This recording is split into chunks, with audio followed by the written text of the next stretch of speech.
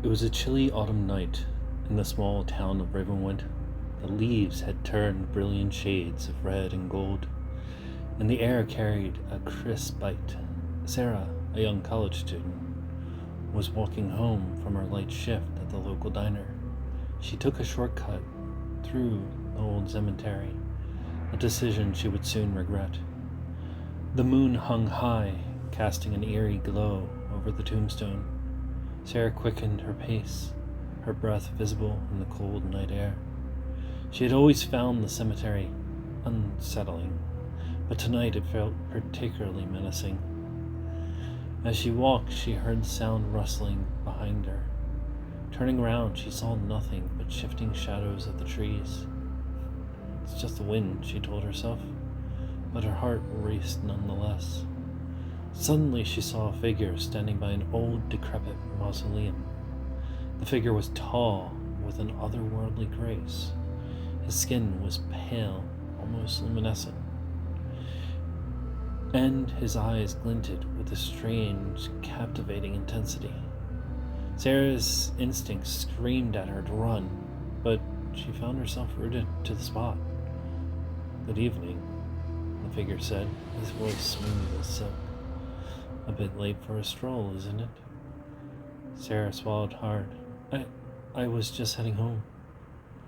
The man stepped closer, his movements fluid and silent. "You shouldn't be out here alone," he said. "It's not safe." Before Sarah could react, the man was right in front of her, his cold hand gently lifting her chin. "What a beautiful neck you have," he murmured. Sarah's heart pounded as she stared into his eyes, unable to look away. She felt a strange calm wash over her, as if she were in a trance. The man leaned in, his lips brushing against her neck, as Sarah felt a sharp, stinging pain. Her scream was swallowed by the night as the vampire's fangs sank deeper. The world around her faded, her vision blurring. Just as her legs gave out, the vampire withdrew, leaving her collapsed onto the cold ground. Mark, Sarah's friend, came running into the cemetery, shouting her name. The vampire turned to face him, his eyes glowing with a predatory gleam. "You should have stayed away," the vampire hissed. Mark wielded a wooden stake, but his hand shook with fear. He lunged at the vampire, but the creature swatted him aside effortlessly. Mark crashed into the tombstone, the stake rolling out of reach. The vampire smiled, revealing blood-stained teeth. So brave, yet so foolish. He mocked, advancing on Mark. With swift motion, he pinned Mark to the ground, his grip ironclad. "Please," Mark gasped, struggling uselessly. "Let her go." The vampire laughed, was cold and hollow. "Let her go? I have no intention of letting either of you go." With terrifying strength, the vampire bit into Mark's neck. Mark's screams filled the night, echoing through the cemetery. Sarah, barely conscious, watched in horror as the life drained from her friend. When the vampire was done, he tossed Mark's lifeless body aside and turned back to Sarah.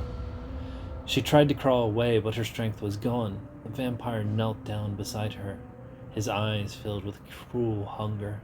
"Don't worry," he whispered. "I won't let you die. Not yet." He bent into her neck once more, but this time it was different. Sarah felt her heartbeat slow, her blood turning cold. The pain was excruciating, her body convulsing as darkness claimed her. When she awoke, the cemetery was silent. She sat up, her senses sharper, the night air cooler against her skin. The vampire stood before her, a satisfied smile on his lip. "Welcome to my eternity, my dear," he said. "You are now mine." Sarah looked down at her hands, now pale and cold. The hunger gnawed at her insides, a primal need she couldn't ignore. She had become what she had feared most, a creature of the night. Together, they vanished into the shadows, leaving behind the quiet town of Ravenwood. As years passed, whispers of vampires and his new bride spread, but no one would dare venture into the cemetery after dark. Sarah's life, once filled with warmth and light, was now an endless night of blood and terror.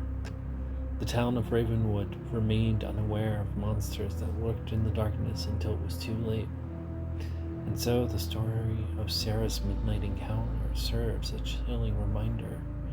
In the quietest of towns, under the cover of night, monsters do more than roam.